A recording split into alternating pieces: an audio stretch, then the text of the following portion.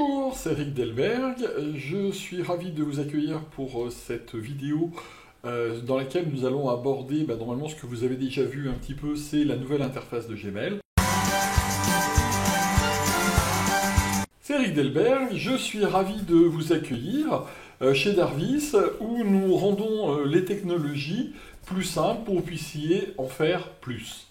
Alors aujourd'hui je vais vous parler de la nouvelle interface Gmail qui a été lancée déjà au mois de juin de cette année et il y a eu quelques petits changements et surtout que maintenant cette nouvelle interface est déployée un petit peu sur tous les comptes.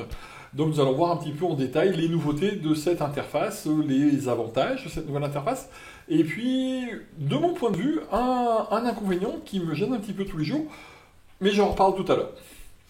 Dans la nouvelle interface, une fois qu'elle est lancée, nous allons pouvoir voir ici vos emails un petit peu de la façon que vous les voyez avant. C'est un peu plus gros, en fait, c'est écrit un peu plus gros. On se rend compte ici tout de suite que on voit directement les pièces jointes, c'est-à-dire qu'on a la possibilité de télécharger les pièces jointes directement sans avoir besoin d'ouvrir le mail. Finalement, ça peut être pratique dans certains cas.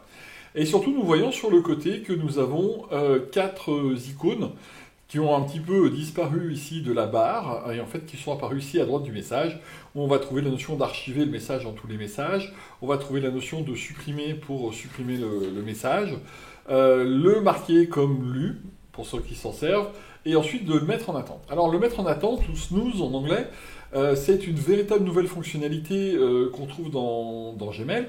Alors c'est une fonctionnalité qu'on trouvait des fois dans des outils complémentaires comme Boomerang de mémoire. Et en fait ici, on va pouvoir dire que ce message-là, pour l'instant, je ne souhaite plus le voir dans ma boîte de réception. Je vais le mettre en attente et puis je vais dire que je vais le traiter la semaine prochaine. Voilà. Le message donc a complètement disparu de mes emails. Si j'ai fait une fausse manip, si je veux revenir, il n'y a aucun problème ici. J'ai un nouveau dossier qui s'est créé, un dossier système en fait, qui s'est créé qui s'appelle en attente et à l'intérieur je vais retrouver mon message. Et ici tout simplement je vais pouvoir recliquer ici et puis je vais dire je souhaite soit changer la date de la mise en attente, soit tout simplement annuler la mise en attente. Voilà, et je me retrouve ici. Voilà. Donc ça c'est une des premières nouveautés de la nouvelle interface. Alors, il se peut aussi que cette nouvelle interface vous embête, vous perturbe, et en fait Google permet de revenir à la version classique ici. Si je clique ici sur la petite molette et je viens ici, je peux revenir à la version classique. Voilà. Bon, voilà, la version classique. Alors le but c'est de faire une présentation sur la nouvelle version de Gmail. Donc voilà. En fait cette nouvelle version c'est aussi une fusion du projet de messagerie qui s'appelait Inbox de chez Google. Alors le projet Inbox va s'arrêter et en fait toutes les innovations qu'ils avaient un petit peu intégrées dans Inbox, on les retrouve ici maintenant dans Gmail. Sachant que Inbox lui va disparaître. Parmi les nouveautés, on va aussi trouver cette nouvelle barre latérale qui va permettre, par exemple, de voir mon agenda directement. Voilà. Donc là, je vais juste valider. Et ici, ça me permet de voir mon agenda. Donc, je peux le voir soit de la façon planning, soit je peux le voir jour le jour. Alors, je ne peux voir qu'un jour, même si j'essaye de bouger la séparation ici. Pour l'instant, je ne peux voir qu'une seule journée, ou alors le voir en mode planning. J'ai la possibilité après de le lancer dans une nouvelle fenêtre. Voilà. Je vais trouver ici aussi Google Keep, qui est le système de prise de notes de chez Google. Et ici, je vais trouver la gestion des tâches, donc le mode gestion des tâches de Google, qui a été un tout petit peu amélioré. Voilà, je démarre cette nouvelle version. Voilà. Et ici, je vais pouvoir ajouter une tâche, je vais mettre faire la vidéo. Voilà, ça c'est fait. Ici, je peux la cocher, je peux venir la modifier. Et je peux tout à fait ici, remasquer et remettre les tâches. J'ai la possibilité d'ajouter des modules complémentaires. Alors, ça se complète tous les mois, des nouveaux modules apparaissent. Et ce sont des modules qui sont parfaitement intégrés dans Gmail. Alors, on se rend compte aussi qu'il y a certains modules qui ne sont pas présents. Notamment moi qui utilise Zoho et qui utilise aussi Todoist, ils ne sont pas présents, ça n'empêche pas qu'ils marchent toujours avec la nouvelle version de Gmail.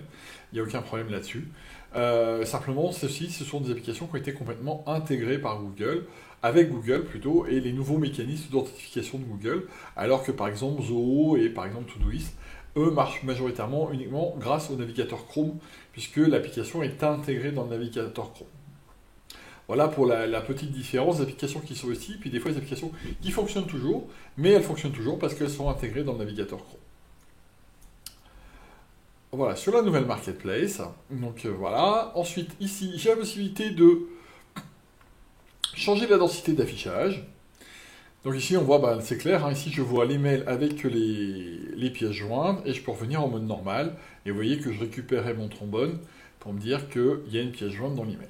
Il n'empêche que je garde quand même en mode plus condensé, je garde quand même mes 4 boutons directement ici, qui est l'archivage, suppression, marqué comme lu ou marqué comme non lu, hein, ça dépend dans quel état est le message, et ici la fonction mise en attente.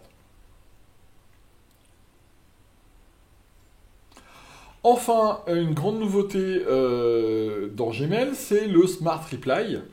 Alors, je vais trouver un mail ici. Voilà, donc ici, j'ai une discussion avec un client. Je vais masquer un petit peu. Et en fait, à la fin, vous voyez, j'ai ces petites icônes qui est oui, c'est bien ça, je confirme, hélas, non. Et en fait, quand je clique dessus, bah voilà, ça me répond automatiquement au mail et ça me met directement le texte. Voilà, c'est ce qu'on appelle le Smart Reply. Et ensuite, vous pouvez facilement l'envoyer directement. Il y a peut-être des choses à améliorer dedans, je suis d'accord, mais ça permet d'aller beaucoup plus vite dans les réponses. Voilà, nous avons fait à peu près le tour de la nouvelle interface de Gmail. J'espère que vous aurez trouvé cette présentation intéressante et je vous retrouve bientôt sur mon chaîne YouTube. À bientôt! Il y a eu un petit raté dans mon script, en relisant mon script, alors c'est vrai que pour l'instant c'est un petit peu mal placé, j'améliorerai ça pour la prochaine vidéo.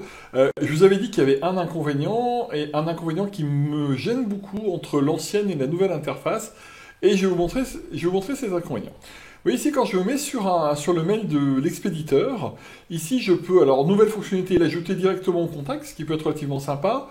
Je peux cliquer ici sur l'email de la personne, et je vais lui envoyer un nouvel email. Voilà. Je peux, en me remettant dessus, ici je clique, donc la même fonctionnalité ici, je clique là ou là. Dans tous les cas, ça fait envoyer un email. Ici, c'est nouveau, je peux planifier un événement et dans certains cas, je peux lui envoyer un message via le chat. D'accord? Donc, si je clique ici, c'est relativement sympa. C'est vrai que ces fonctionnalités, ça peut être sympa de prendre un rendez-vous avec une personne.